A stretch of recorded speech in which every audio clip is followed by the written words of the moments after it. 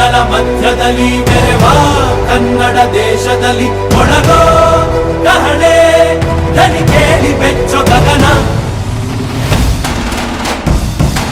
ಕಪಟ ಇಲ್ಲದ ಊರಿನಲ್ಲಿ ಕರುಣೆ ತುಂಬಿದ ನಾಡಿನಲ್ಲಿ ದಿನವೂ ಕ್ಷಣವೂ ರಣಕಲಿಗಳಿಲ್ಲಿ ಜನನ. ಕನ್ನಡದಲ್ಲಿ ಉಸಿರಾಡುವುದೆಂದರೆ ಕನ್ನಡ ಉಳಿದು ಬೇರೇನಿದೆ. ತಿರುಗೋ ಭೂಮಿಗೆ ಗೊತ್ತು ಕನ್ನಡಕ್ಕಿರುವ ಗತ್ತು. ಕ್ರಾಂತಿಗೆ ತಿಲಕವನಿಟ್ಟ ನಾಡು ನನ್ನದು. ತಾಯಿಯ ಕೂಗಿಗೆ ಬಂದನು ಇಲ್ಲಿಗೆ. ಧರಣಿ ಮಂಡಲ ಮಧ್ಯದಲ್ಲಿ ಬೆರೆವ ಕನ್ನಡ ದೇಶದಲ್ಲಿ ಒಳಗೋ ಕಹಳೆ ದನಿ ಕೇಳಿ ಬೆಚ್ಚೋ ಗಗನ. ಕಪಟ ಇಲ್ಲದ ಊರಿನಲ್ಲಿ ಕರುಣೆ ತುಂಬಿದ ನಾಡಿನಲ್ಲಿ. ಸರ್ ನಮಸ್ಕಾರ. ನಾನು ಎಸ್.ಎಂ. ಮುಗುಳ್ಕೋಡ್ ಅಂತ ಬಸವಾನಂದ ಪ್ರೌಢಶಾಲೆಯ ಶಿಕ್ಷಕ. ಮಾಲಿಂಪುರದಿಂದ ನಮ್ಮ ವಿದ್ಯಾರ್ಥಿಗಳನ್ನು ಕರೆದುಕೊಂಡು ಧಾರವಾಡ KCD ಮಹಾವಿದ್ಯಾಲಯದ ಪ್ರಾಣಿ ವಸ್ತು ಸಂಗ್ರಹಾಲಯಕ್ಕೆ ಆಗಮಿಸಿದ್ದೀವಿ.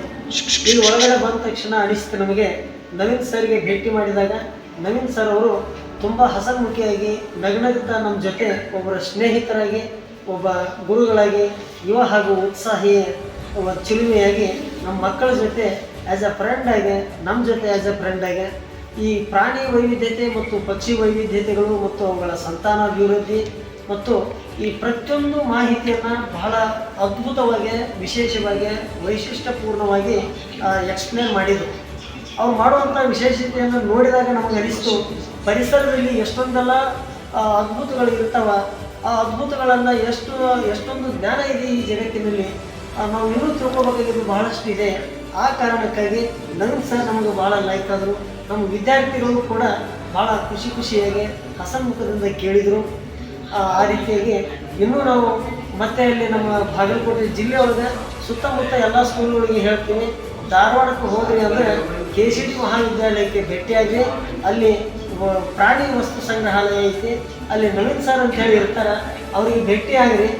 ಧಾರವಾಡದೊಳಗೆ ನಿಮಗೆ ಅದ್ಭುತ ಪ್ರಪಂಚದ ಜ್ಞಾನ ಮಾಡಿಕೊಡ್ತಾರೆ ಅಂತ ಹೇಳಿ ನನಗೆ ಭಾಳ ಹೆಮ್ಮೆ ಅನ್ನಿಸ್ತದೆ ಸರ್. ಈ KCD ಮಹಾವಿದ್ಯಾಲಯಕ್ಕೆ ಹಾಗೂ ನಮ್ಮ ನವೀನ್ ಸರ್ ಅವರಿಗೆ ಹಾಗೂ ಇಲ್ಲಿ ಎಲ್ಲ ತಯಾರಿ ಮಾಡಿರುವಂಥ ಭಾಳ ವಿಶೇಷವಾಗಿ ನಮ್ಮ ಉತ್ತರ ಕರ್ನಾಟಕದಲ್ಲಿ ಅದ್ಭುತವಾದ ವಸ್ತು ಸಂಗ್ರಹಾಲಯ ಅಂತ ಹೇಳಿ ಕೇಳ್ಪಟ್ಟಿವಿ ನಾವು. ನಮಗೆ ಈ ವಿಷಯವನ್ನು ತಿಳಿಸಿಕೊಟ್ಟದಕ್ಕಾಗಿ ಈ ಒಂದು ಮಹಾವಿದ್ಯಾಲಯಕ್ಕೆ, ನವೀನ್ ಸರ್ ಅವರಿಗೆ ಹಾಗೂ ಎಲ್ಲ ಮುಖ್ಯಸ್ಥರಿಗೆ ತುಂಬ ಧನ್ಯವಾದಗಳನ್ನು ಹೇಳ್ತಾ ನಾನು ಎರಡು ಮಾತುಗಳನ್ನು ಮುಗಿಸ್ತೀನಿ.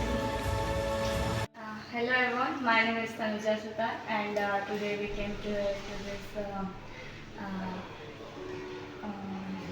museum to visit here, and we are so, in my opinion, I always used to thought that I always used to think that zoology is it's a bit of difficult thing for me and I won't do it.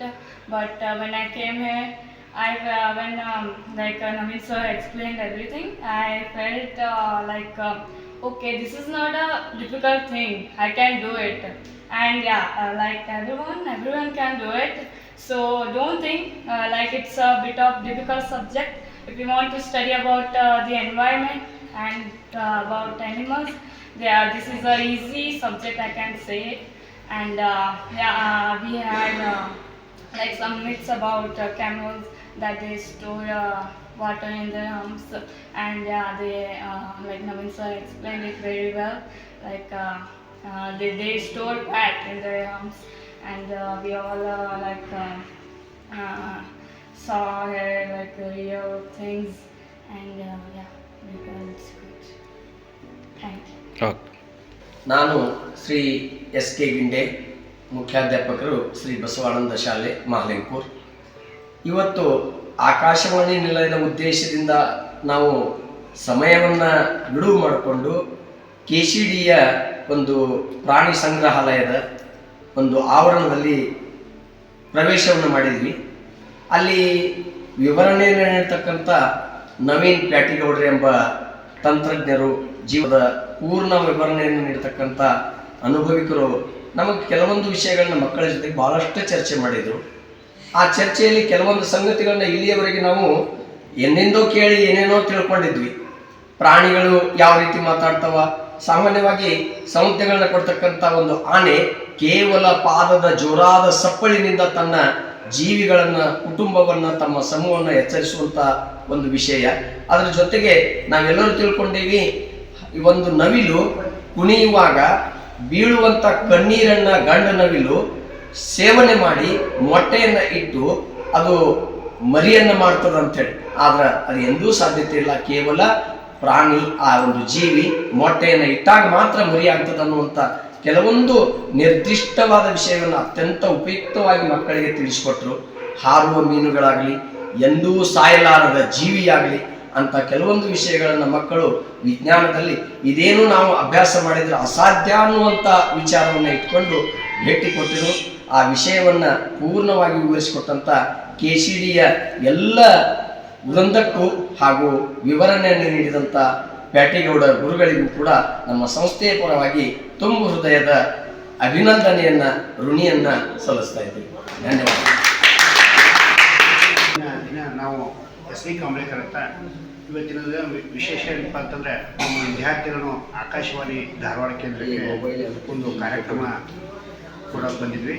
ಅದರಲ್ಲಿ ಒಂದು KCDಯಲ್ಲಿ ಪ್ರಾಣಿ ಸಂಗ್ರಹಾಲಯ ಇದೆ ಅಂತ ಹೇಳಿದ್ರು. ಅದಕ್ಕಾಗಿ ಬಂದು visit ಮಾಡಿದ್ವಿ.